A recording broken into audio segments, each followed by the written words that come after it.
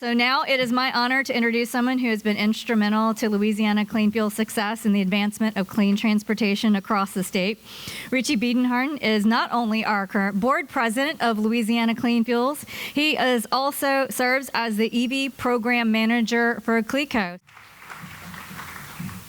Thank you, Ann. All right, so I'll be talking a bit about the future EV charging in Louisiana. I just kind of want to talk on the top here, though. Louisiana Clean Fuels is a multi-fuel organization. We have a lot of really important and great medium heavy-duty vehicles that are propane, natural gas, and other biofuels. You'll learn all about them later today and tomorrow. I think that I really do want to emphasize, we are all the above organization. Now, I am the electric vehicle program manager for Cleco Power, an electric utility. EVs pay the bills for me, so we're going to be talking about EVs for the next 20 minutes. But I do want to say the ride and drive. I hope everybody got to enjoy that. Seeing the work that goes into those things it's incredible. Cleco hosted a few of these ride and drive events a couple years ago. And it was an incredible sprint to get something like that done. And Ann and the team did a fantastic job making that successful. And I hope that y'all took advantage of the vehicles. Two highlights for me. The Bright Drop delivery van was really fun to drive. And the Cleco bucket truck, well, we're not allowed to ride in it. It's a really neat device. It's got a 15 kilowatt hour battery, essentially an electric motorcycle power unit to control the bucket and have the engine stay off. So really, really neat. There's a lot of stuff out there still if y'all want to sneak out maybe between talks, hopefully not during mine. I think many of you are probably familiar with Cleco, but we're a investor-owned, vertically integrated electric company based in Pineville, Louisiana. We own generation, we own transmission and distribution. So what that means is we're involved in every step of bringing electrons to our customers. We have 300,000 accounts in the state. And each account probably represents a multiple Louisiana citizens. So we cover a fair portion of the population of Louisiana. We're the second largest utility in the state, but we like to say we're the largest solely focused on Louisiana utility in the state. So for us, we're based in Pineville. We're all about Louisiana. We actually started off as an ice company. We sold ice, which was a very energy intensive activity 100 years ago or 90 years ago.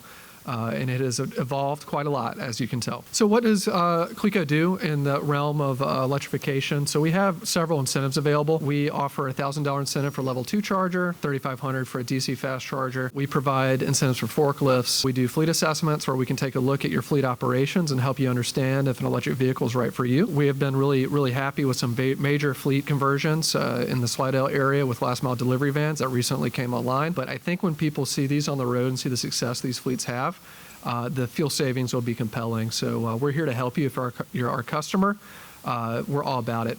And there's a $250 residential incentive. So many of you are probably Cleco residential customers. We do provide about half the material costs for putting in a charger. So that's really exciting that we can provide that for you. So now switching gears a little bit, this is utilizing data from Louisiana Clean Fuels. So Louisiana Clean Fuels has direct access to anonymized VIN data from the registration database that the state maintains for vehicles. So every month we have Elizabeth and other LCF staff members compile and identify all the different EVs registered by parish in the state. And so you can see we started with around 15,000 at the beginning of the year, and we're sneaking up on 20,000 so far. The light green is battery electric, and the dark green is plug-in hybrids. Those are the two that we really focus on.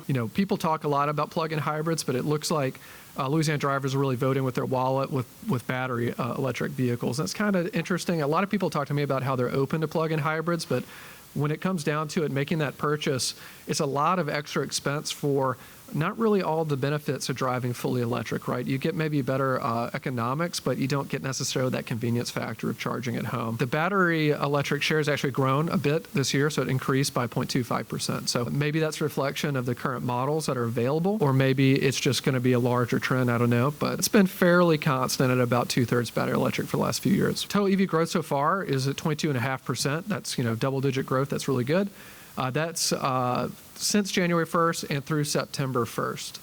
So we have all of September to compile and then the fourth quarter of this year. So I suspect we're going to be over 30% at the end of the year, especially with the tax credit that expired about maybe 12 hours ago.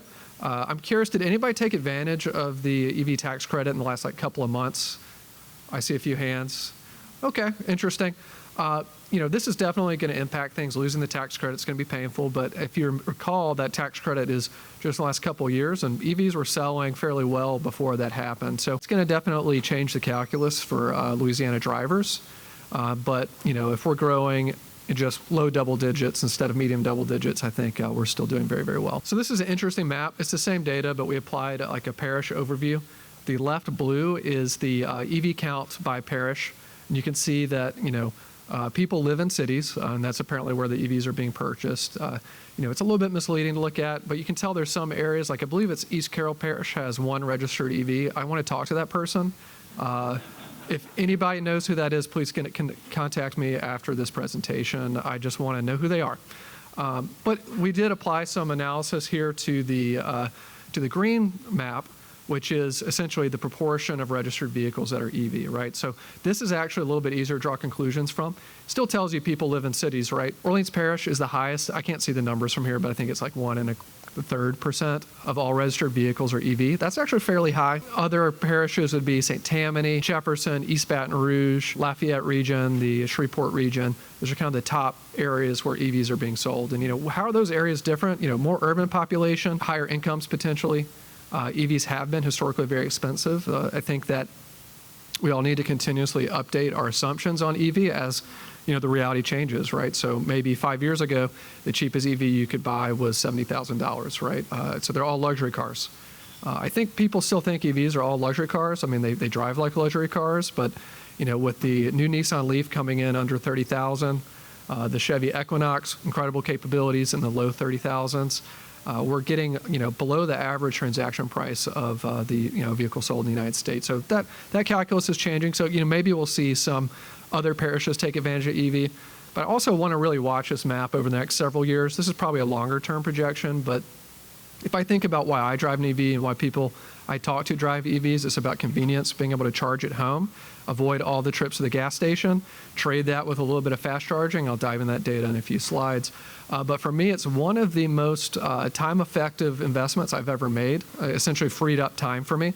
I used to drive all the way across Orleans Parish to Costco to get gas.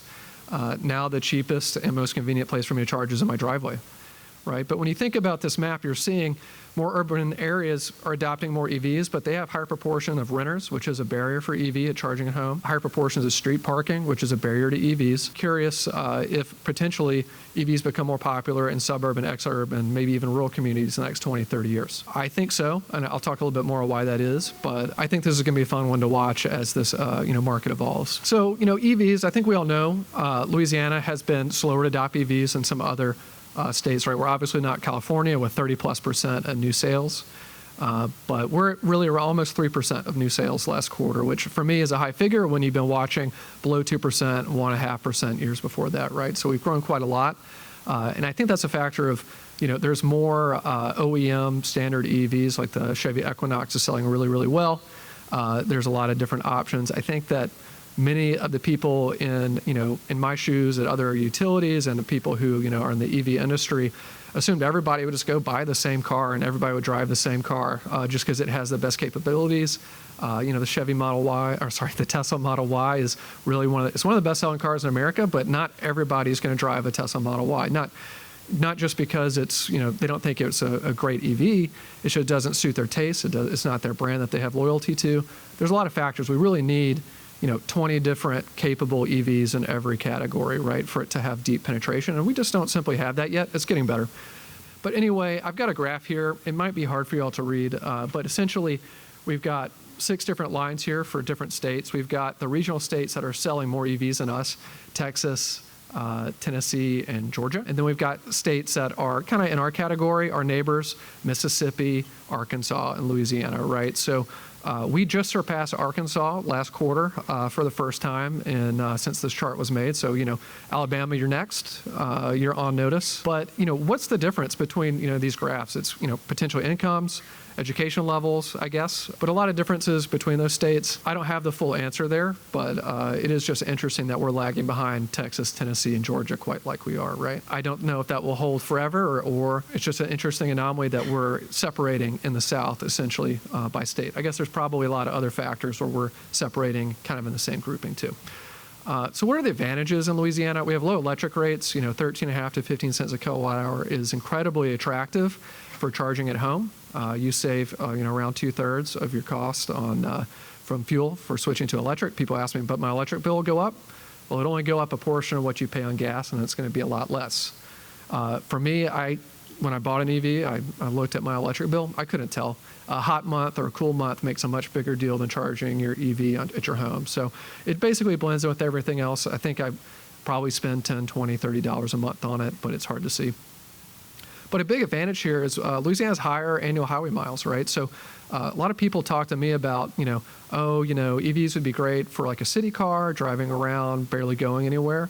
And I think that was true, 7, 8 years ago with the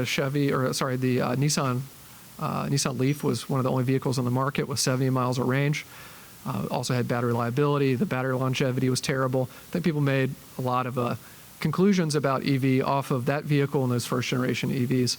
I tell people the more you drive, the better EV is for you, as long as you don't drive more than 250 miles a day, essentially, right? If you can meet your daily driving requirement off of your overnight charge, an EV will be a fantastic addition to your family household, essentially. So yeah, it's interesting. One thing I do want to point out though, 3-row SUVs and trucks are harder to electrify with the current generation of batteries. You get in this feedback loop of adding bigger and bigger batteries to get the range, which increases costs, which makes it less attractive and increases the weight of the vehicle, right? So there's the longer range, full-size vehicles, weigh almost as much as a heavy-duty commercial vehicle, right? And that's not ideal. And that's also something that, the industry is going to have to solve for, right? I think that hopefully we'll have better energy density and, the next generation of batteries that unlock, the full-size vehicles for more people. And then again, we haven't really deployed any NEVI funds. Fast charging isn't as big of an issue for EV drivers as it is for non-EV drivers, which is interesting.